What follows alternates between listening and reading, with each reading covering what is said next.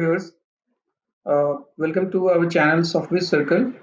If you have not liked or watched or subscribed our previous videos, please go and watch our previous videos and like the channel. Now, today we'll learn about serverless computing and we'll do some hands-on coding practices as well with Java, Spring Boot. Okay. So first, let's learn about what is serverless computing. So serverless computing is a cloud computing execution model in which the cloud provider runs the server. So you don't need to manage the server, okay? And dynamically manage the allocation of machine resources. You don't choose how much resource you need based, and it is scalable as well. So based on it will auto scale itself. Pricing is based on the actual amount of resource consumed by the application rather than on purchase unit of capacity. It can be a form of utility computing. So this is very helpful to reduce the cost. Serverless computing can simplify the process of deploying code into production. Scaling capacity and planning and maintenance operations may be hidden from the developer or operator. Serverless code can be used in conjunction with the code deployed in traditional styles such as microservices. Now, to do this serverless computing, we'll use the AWS Lambda. AWS Lambda is an event-driven serverless computing platform provided by Amazon as part of the Amazon Web Services.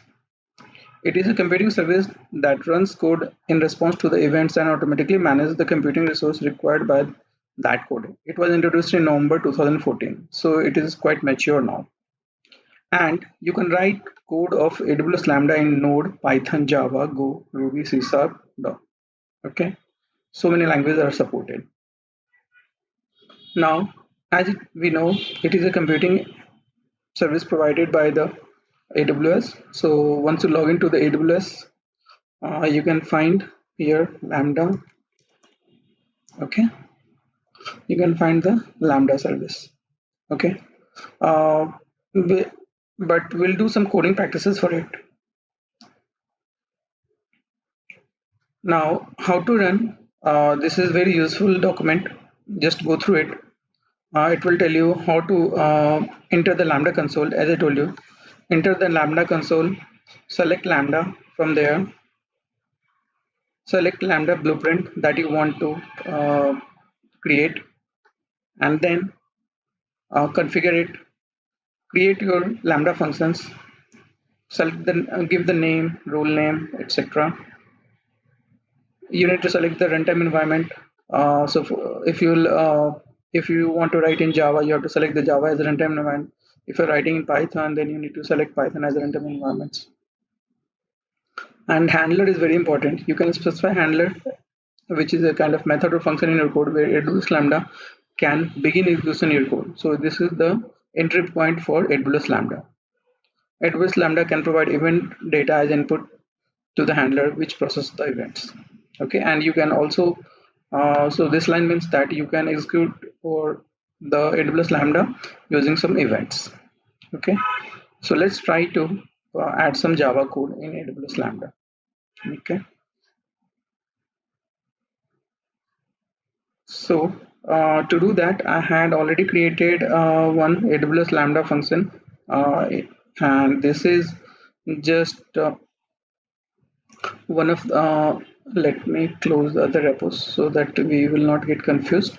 Okay, Lambda 1, this is the Spring Boot project that I have created. This is Lambda 1 application. Okay, as you know, as you can see, this is Spring Boot application. I had annotated its Spring Boot annotations. Okay, now there is some typical difference between the dependency that we need to add. So uh, I'm highlighting what dependency you need to add: com.amazon AWS, AWS Lambda Java events, and AWS Lambda Java code.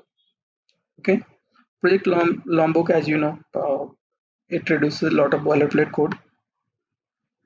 Okay, so first thing that you need to remember is this dependency. Okay, and the second thing that you need to remember is the build. Okay, now here in the plugin, this is important.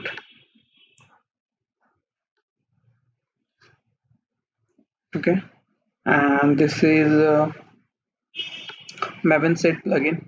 This we need to add because we want every along with code all the libraries to be added in the jar. Okay. Now once we understand the dependencies which needs to be added, this is normal Spring Boot application. I have added one dependency, inventory repo, and I have just added two methods. First one will return all the inventory, and second one will return the inventory based on the input name. Okay, whatever you are giving input, based on that it will return the inventory list. Okay, this is a normal stream function. Now to do that, I had added, this is the repository that I added, and this is list of inventories that I'm returning. Okay, and inventory domain I had created. Project long, these annotations are available just because we have added project logbook. Okay, so this is the repository, this is the domain model, and this is the Lambda application. Now one very important thing, as I told you, from where this will, from Lambda needs an event handler. Okay, so we have created a Spring Boot handler. Okay, so this is needed for Lambda to get execute. Now this is the same that I told you in the documentation. So we have created one Spring Boot request handler, and we have this is the input and this is the output. So I want string as an input, and I'll return some object as an output. So once this is there, you just need to clean, compile, and package it. So I'll just when clean install, I'll do. This will install and package this Lambda 1 project, and will create a jar which will have code along with the all the libraries which is needed. This is pretty simple application. You don't have much in it. This is just a sample POC how to write Spring Boot application and use it in the Lambda, AWS Lambda. Because Spring Boot is a very popular framework that we are using these days in the industry. So how do you use, and typically we use JBoss or Tomcat to deploy it. But if you don't want to deploy a Spring Boot application on any server, then for serverless, you can go with a Spring Boot, you can go serverless as well. Okay.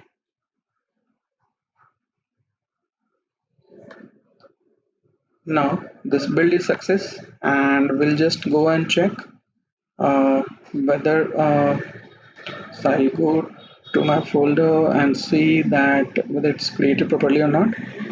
Now this is my project that I had created, and you can see this has created jar just now 440. This is the time, same time this jar gets created. Now let's create the Lambda function and use it. Okay, so we'll follow all these steps which is mentioned in document. Create a function, select runtime environment, select roles, and then handler and everything. Okay, so first we'll go to AWS console and click on Lambda. This will bring you here. I'll create one Lambda function. This is the blueprint that you need to select. Will do it from scratch. My Lambda function name, it can be anything. I'll just give Lambda 1 because this is the first that I'm doing, and I am using Java 11 right now. So this is my runtime environment. Okay. Now I'll just click on create function. It's easy to create a function. 3-step. Select the blueprint, select the give the function name, and select the runtime environment. These 3 steps added to create a Lambda function. This is the same that has been described in the document as well. Now once the Lambda function gets created, it will take us inside. This Lambda 1 function is getting created now. It is showing successfully created. Okay, now Lambda 1 is created. What we need to do now, select the basic settings. Okay, click on edit here, and here we need to give the handler name. Okay, what is our handler? Our handler is this inventory handler. So we'll give the package name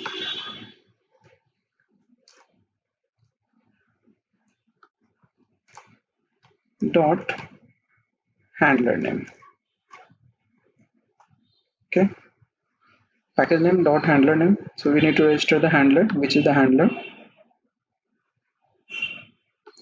Now after that, I'll go and create the environment variables. Okay, environment variables means which method you want to. So first,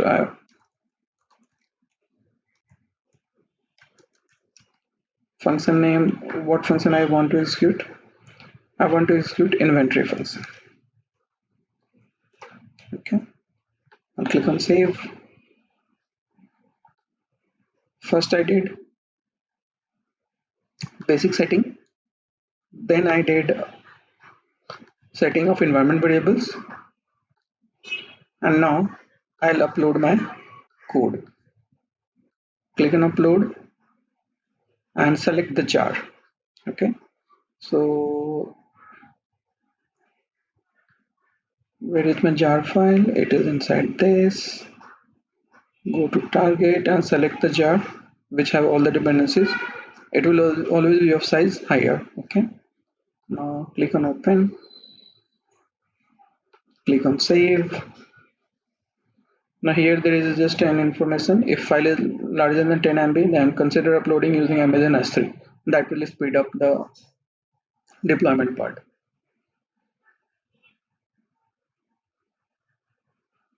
Based on the size of the jar, it will tell Lambda 1 the upload will take time, and also it depends on your internet speed. For me it takes around 10 to 30 seconds, depends on the jar size. It is 15.4 MB, so it will take around 20 to 30 seconds to upload. Now that gets uploaded successfully. Now Lambda 1 code gets successfully uploaded. Now I want to configure the test environments. Okay, so I'll configure test environment. I can give any name to it. Lambda 1 test, and since the method that I'm invoking is not accepting any kind of parameters, so I'll just give the method name. So I'll Lambda 1 test this. Any you can give any thing, and since it doesn't have any input parameter, so I'll keep it blank.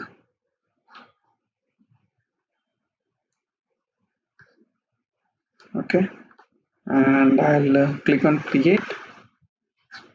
Okay, Lambda 1 test. Click on create. Okay, now I'll try to test it. Let me test the function. So whatever I had written here should get executed. So this should return a list of everything that I had added in the repository. So it means it should return all these things. Okay. Execution result succeed. If it fails, then it will give you error and it will turn red instead of green. So here you can see it has listed all the 4 objects that I had added here. Okay, all these 4 things. And so as we know, this can come from the database as well. This is just for POC, so I had added hard coded these values, but it can come from any database as well. So these all values we have returned. So we have what we learned today: successfully deployed Lambda function, which is written in Spring Boot, and we were able to call it. Okay, now we can see the output. This is the log as well, which gets generated. Okay, Spring Boot Lambda function invoked for inventory. This is what I had added here. smooth lambda function invoked for inventory. Okay. Now if I need to find call this method, then what I'll do, I'll go configure test event. I'll delete the existing one. I'll create new lambda to test, and I'll give, and since it is accepting one, the second method is accepting one parameter as well, which is the input name, and based on that it will filter. Okay, so in the, if I'll give movie, it will just print the movie names, movie, not the boy books or the toys. Okay, I'll just click on create. Okay, now lambda 2, let me try to test it. You can see only the movies gets called, uh, but I think there is an issue. Yeah, I got it. We have not changed the environment variable, so we need to change the environment variable as well. So we need to call this method. We want to call this method, so I'll click on here. Otherwise inventory was getting called. Click on save. Let me try to test it. Now the second method will get called.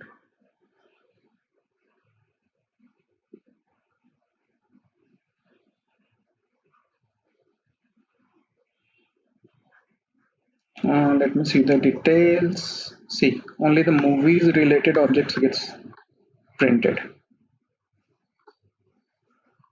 Okay, because this method gives a filter, do a filter on the output list. So we understand how to call a how to create a lambda function, how to call it. Okay, now there is something very interesting that you should understand is monitoring. You can monitor your lambda functions. Okay, and this is the logs that gets created as well. Okay, by default 3 hours is selected. You can select 1 hour. So this is the lambda function that gets called. Okay, this is the log stream that, and by default CloudWatch maintains your logs.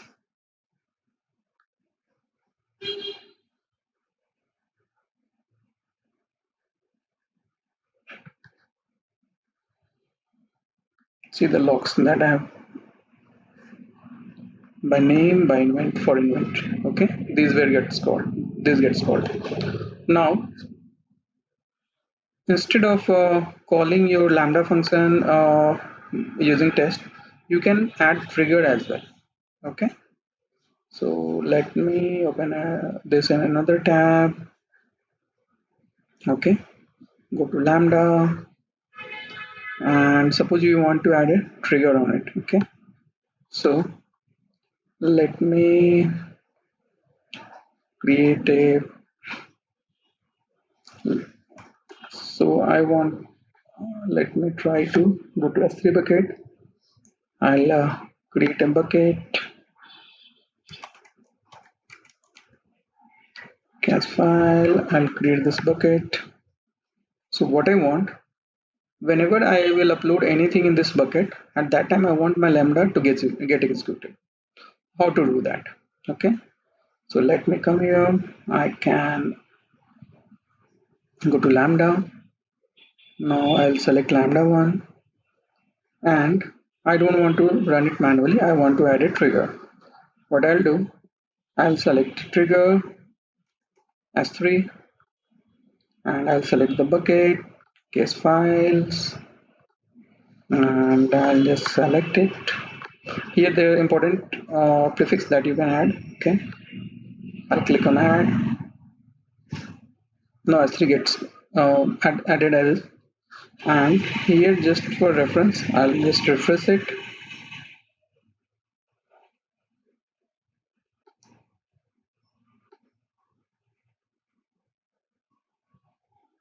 So by default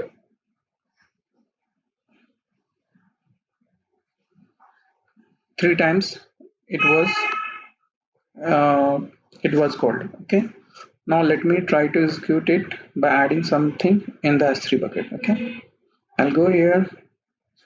You can see there are only three logs. So if I'll upload anything in this bucket, uh, I want it to get executed. So we should see a fourth log. Okay, I'll upload some dummy files. This is getting executed.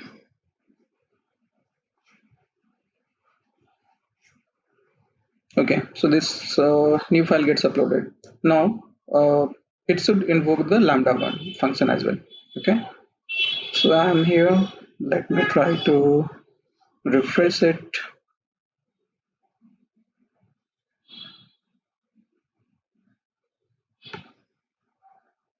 Okay, let me try to select the first last 1 hour. Let me try to see if this gets invoked or not.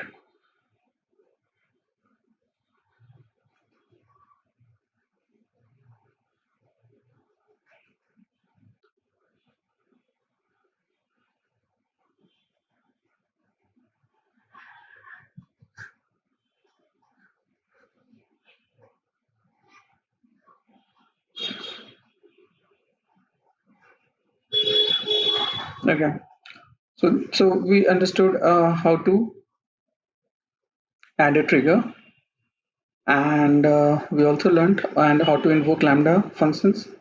We also learned uh, how to create a Spring Boot application, what dependencies we need to add, and how to add the handler which is needed for lambda to get invoked, and how to invoke something which you have written in Spring Boot. So, and to execute this, we don't need any kind of Tomcat or anything. Okay. So, thank you viewers for watching. And if you just go through more serverless, go through more on AWS Lambda. Okay, because what we did is very small basic POC. So, thank you viewers for watching. Do like and subscribe the videos.